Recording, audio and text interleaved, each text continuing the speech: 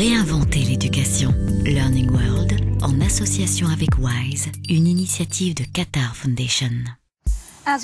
Comme nous le savons tous, mieux vaut prévenir que guérir. Alors, pour résoudre les problèmes de santé liés à une mauvaise hygiène ainsi qu'à un manque de sensibilisation du public en matière de santé, divers projets tentent d'aider les gens à apprendre à se protéger.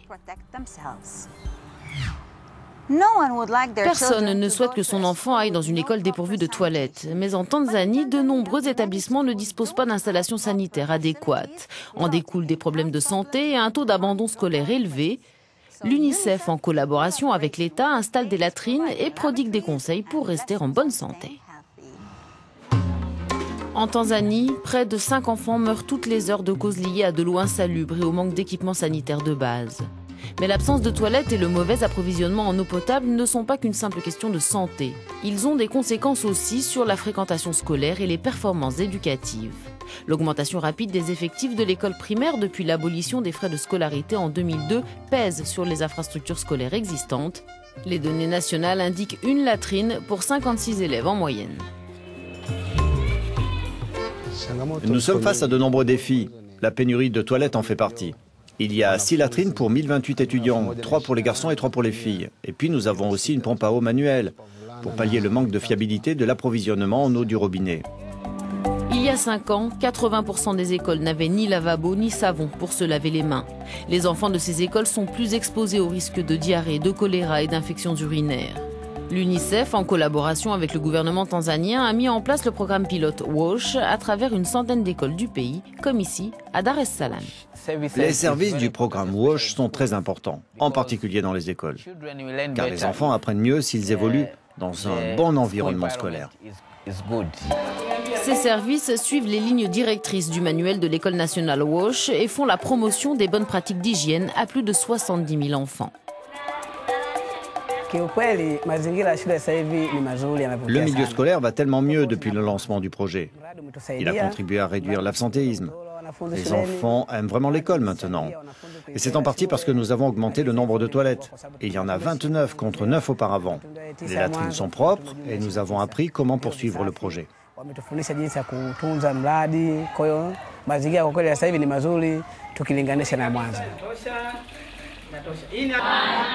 Les enfants peuvent être les défenseurs les plus efficaces du changement social et de comportement. Une partie du programme WASH, soutenu par l'UNICEF, inclut des clubs d'hygiène. Gloria en fait partie. Après l'école, c'est elle qui enseigne les bonnes pratiques d'hygiène à sa famille.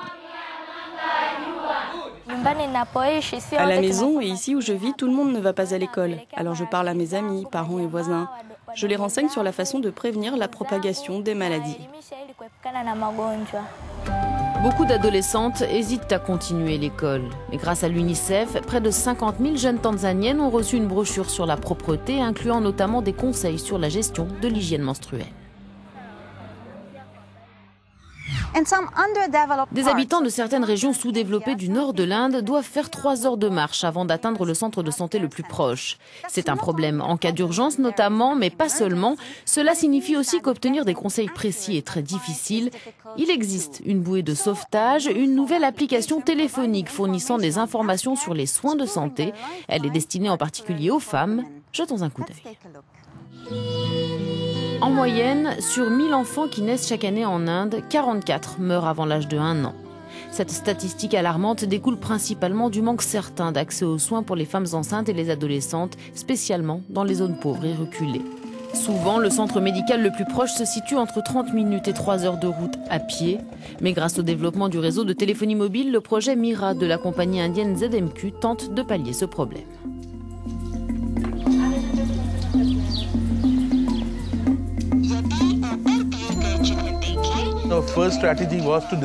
Notre première offensive a été de concevoir des stratégies de communication pour téléphones mobiles de qualité, afin que les gens aient des informations directement entre les mains.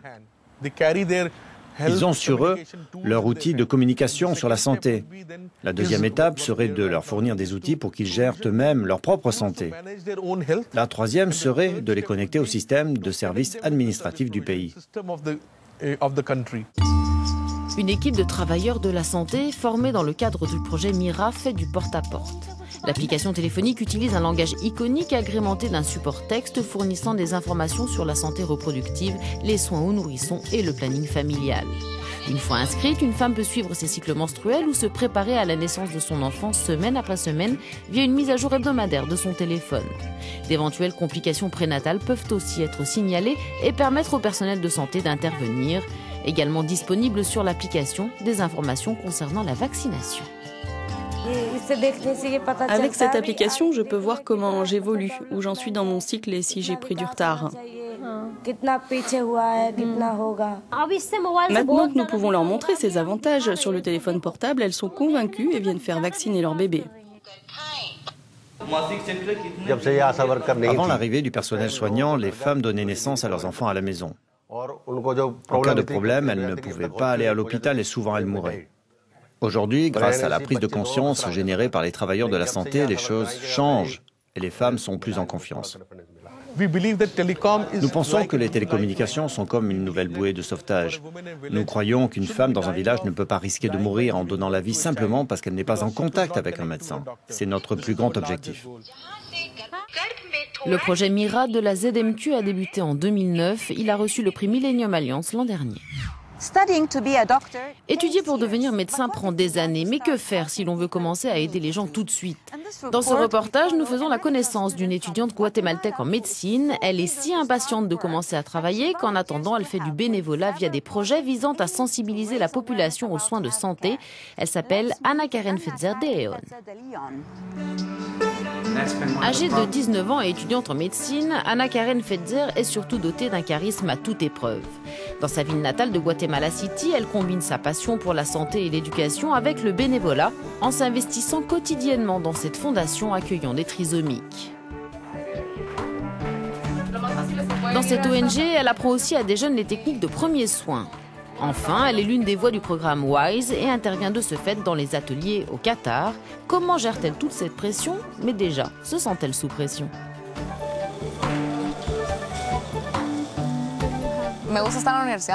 J'aime être à l'université, j'aime faire des efforts et j'aime apprendre.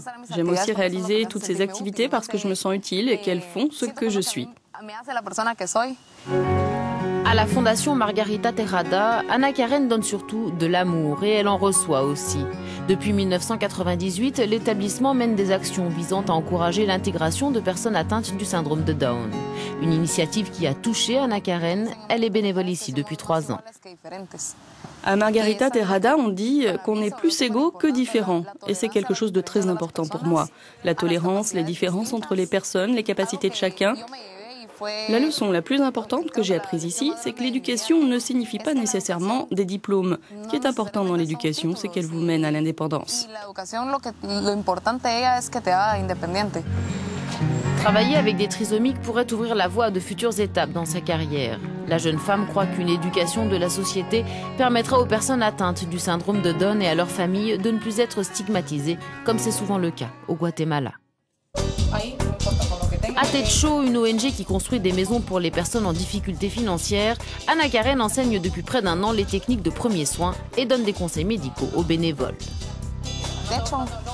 Techo est une expérience complètement différente mais très importante aussi car elle est menée par des étudiants universitaires bénévoles. Beaucoup d'entre eux sont mes amis et ils m'ont dit « viens avec nous, nous devons aider ici aussi ». La jeune femme a aussi été choisie pour être l'une des voix enseignantes du programme WISE à Doha, un programme qui lui a permis de rehausser encore ses objectifs. Je pense que mon but ultime est d'ouvrir une grande clinique pour les patients atteints du syndrome de Down au Guatemala. Je pourrais lier la santé et l'éducation, faire que les parents viennent dans cette clinique et reçoivent une éducation en matière de santé. Des informations qui leur permettront de stimuler leurs enfants, pas seulement d'un point de vue médical, mais aussi pédagogique. Car si vous donnez à ces enfants toutes les opportunités pour être en bonne santé, vous verrez qu'ils peuvent être très utiles à notre société. You'll get all of these great human beings that can be actually really useful and meaningful to our society.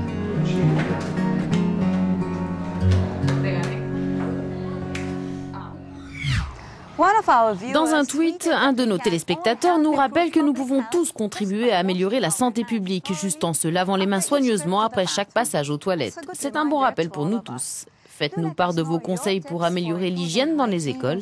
À bientôt. Learning World, en association avec WISE, une initiative de Qatar Foundation.